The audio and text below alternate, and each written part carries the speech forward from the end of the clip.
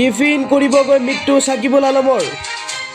আপোনাৰ ল'ৰা ছোৱালী স্কুলত যাওঁতে টিফিন আৰু অন্যান্য খোৱা বস্তু দি পঠায় নেকি? যদি পঠায় তেন্তে আপোনাৰ বাবে এই ভিডিঅ'।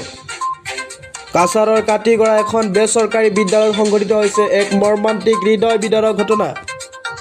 জানিব পৰা মতে 5 বছৰীয়া সাকিবুল আলমে স্কুলত অহাৰ সময়ত দৈনন্দিনৰ দৰে সেইদিনাও টিফিন দিয়া হৈছিল আৰু সেই টিফিনেই কাল হ'ল সাকিবুল আলমৰ।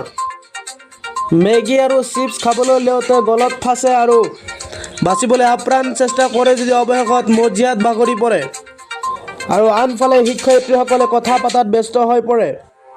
কি হৈছে সাকিবুল আলমৰ? এই বিষয়ে কণ ল'ৰা ছোৱালীবিলাকে শিক্ষয়িত্ৰীক হাতত ধৰি টানি জনাব খোজে যদিও গুৰুত্ব নিদিয়ে শিক্ষয়িত্ৰীয়ে, যাৰ বাবে মৃত্যুৰ পৰা উদ্ধাৰ কৰিব নগ'ল সাকিবুল আলমক। আমি সম্পূৰ্ণ ফুটেজটো আপোনালোকক দেখাবলৈ চেষ্টা কৰিম।